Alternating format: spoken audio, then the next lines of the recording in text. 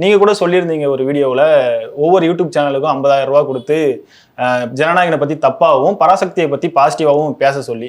எதுக்காக எஸ்கே இது மாதிரிலாம் பண்ணிட்டு இருக்காரு? அதாவது என்னென்னா, பராசக்தியை எப்படியாவது வெற்றி படமாக ஆக்கணும் அப்படிங்கிறது ஒரு முதன்மையான நோக்கம். பட் அதே நேரம் இந்த விவகாரத்தில் சிவகார்த்திகனுடைய பேர் வந்து பெரிய அளவில் டேமேஜ் ஆகிருக்கு.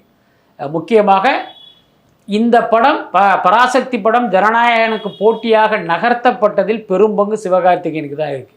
விஜயனுடைய கடைசி படத்தோடு மோதி நாம் ஜெயிக்கணும் அப்படிங்கிற அவருடைய சுயநலம் காரணமாக அந்த தயாரிப்பாளர்களுக்கு ஒரு நெருக்கடியை கொடுத்து அவர்களை இந்த முடிவை எடுக்க வச்சது சிவகார்த்திகேயன். இந்த உண்மையை வெளி உலகுக்கு சொன்னது நான் தான், தொடர்ந்து சொல்லிக்கிட்டு இருக்கேன். என்னன்னா நம்ம பல மட்டத்தில் பேசுகிறதுனால பல உண்மைகள் நமக்கு தெரியும்.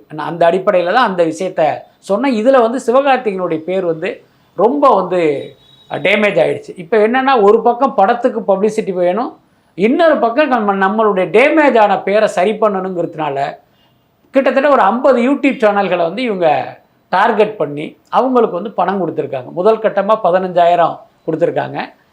பராசக்தி ரிலீஸ் நேரத்தில் பேலன்ஸ் 35,000 தர்றதா சொல்லியிருக்காங்க. அப்போ 50,000 ரூபா அவங்க செலவு பண்ணுறாங்க. இதில் கூடுதலாக என்னையை விமர்சனம் பண்ணுறதும் அவங்களுக்கு ஒரு அசைன்மெண்ட்டாக கொடுக்கப்பட்டிருக்கு. ஸோ இந்த தகவல்லாம் எனக்கு எப்படி தெரியும் அப்படின்னா, உங்களுக்கு தெரியும், என்னை வந்து பல யூடியூப் சேனல்கள் நேர்காணல் செய்வதற்கு வர்றாங்க. ஒரு நாளைக்கு ஒரு 4 பேர் 5 பேர் 10 பேர் வரைக்கும் நான் இன்டர்வியூ கொடுத்துக்கிட்டு இருக்கேன்.